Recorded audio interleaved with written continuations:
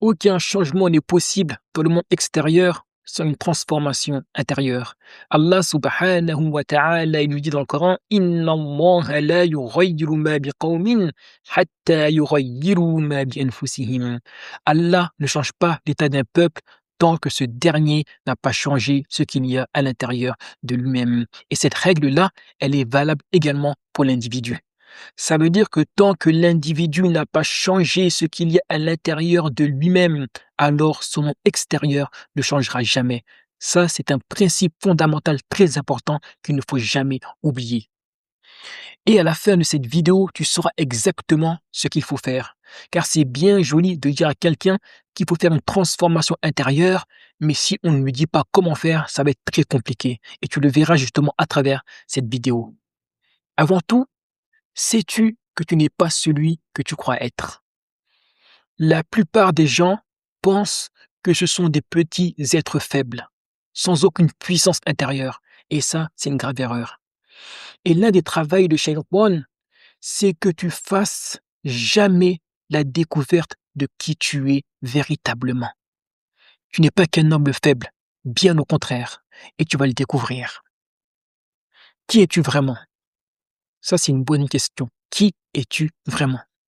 Avant tout, j'aimerais attirer ton attention sur un point.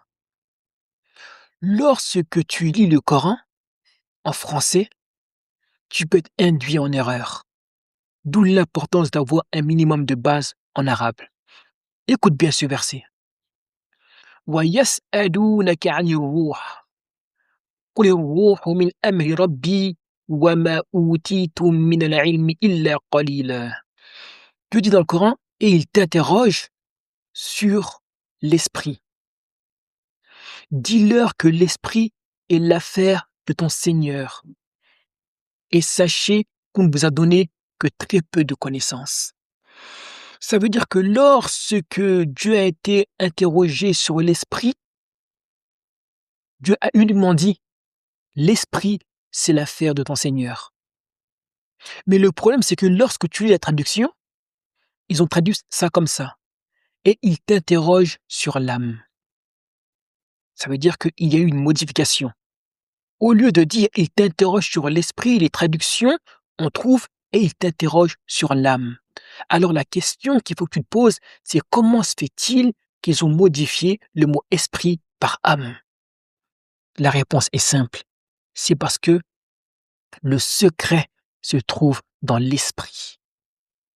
Dieu dit وَنَفَخْتُ فِيهِ مِنْ رُوحِي. Et nous avons insufflé à l'intérieur de lui, donc à l'intérieur de l'homme, de mon esprit.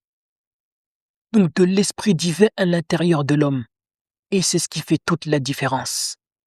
Lorsque l'homme découvre l'esprit qui se trouve à l'intérieur de lui, alors commence le début de sa libération. Là commence le début de la connaissance de soi. Il commence à découvrir qui il est.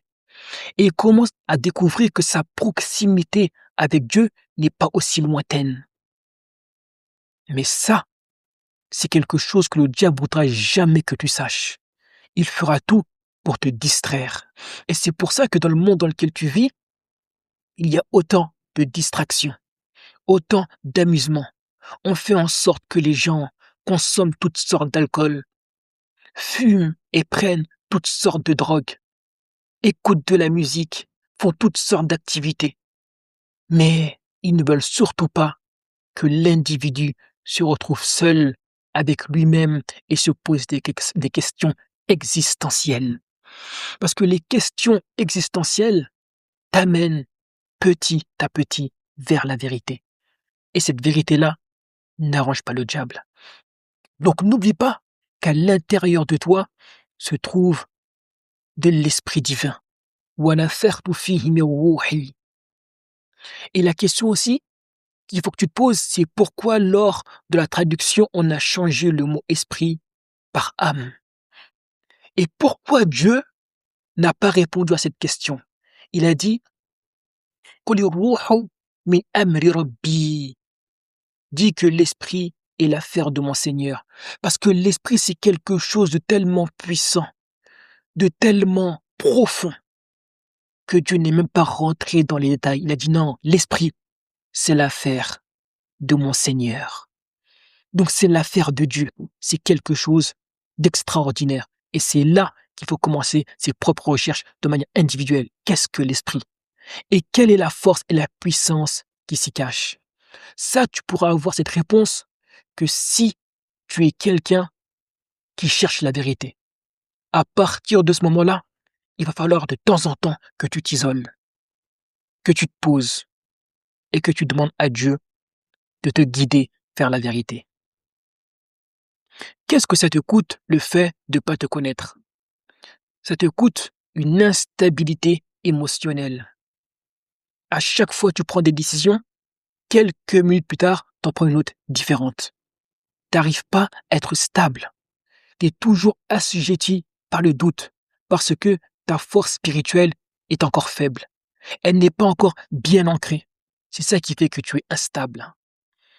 La deuxième des choses, et l'une des choses les plus importantes, ça cause l'étouffement de l'intuition.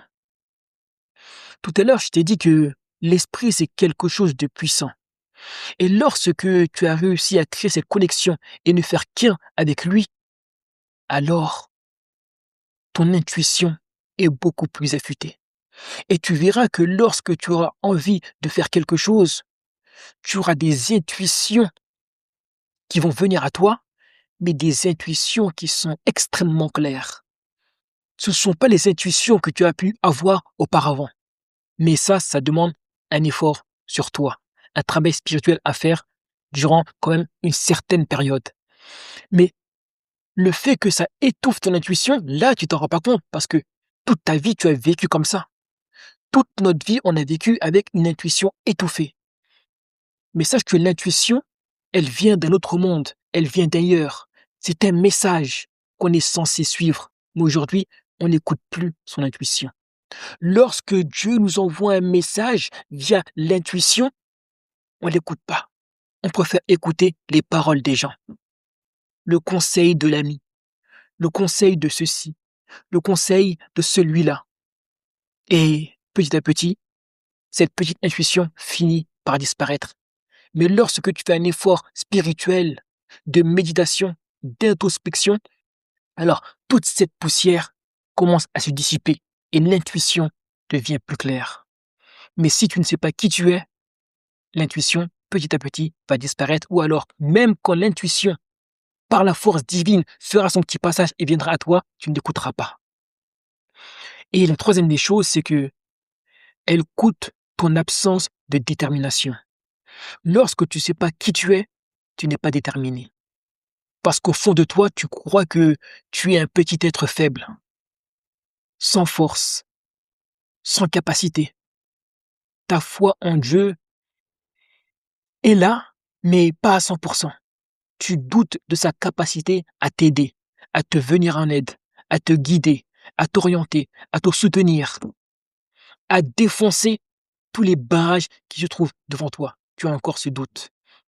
Tu sais que Dieu est grand, mais il y a toujours ce petit doute. Oui, mais. Donc, c'est ce qui crée ton absence de détermination. Mais lorsque tu sais qui tu es, tu deviens un être plus fort. Mais comme je te l'ai dit, le travail du diable sera de faire en sorte que tu ne découvres jamais qui tu es vraiment, car ça ne fait pas son affaire. Qu'est-ce qu'il faut vraiment que tu fasses? Si tu veux vraiment savoir qui tu es, la première des choses, c'est que il va falloir vouloir vraiment savoir qui tu es, avec sincérité, le vouloir honnêtement. Et pour ça, il faut le demander à Dieu. Et la deuxième étape, c'est de faire de la solitude ton ami. Dans le monde dans lequel on vit, la solitude, c'est mal vu. Il faut toujours être entouré d'amis. Il faut toujours avoir des écouteurs, un casque, de la musique, des podcasts, des vidéos dans ses oreilles. Mais non, parfois il faut s'isoler, seul, dans une pièce, sans bruit, dans le noir, et juste écouter ses pensées. Dire à Dieu, aujourd'hui je me pose avec l'intention que tu me montres la vérité, que tu m'apprennes et que tu montres qui je suis. Et souvent, on arrive à ce stade-là après une épreuve. Parfois, on est frappé par une grande épreuve qui nous oblige à faire une introspection, qui nous oblige à nous poser des questions. Et c'est pour ça que l'épreuve est parfois un cadeau de Dieu.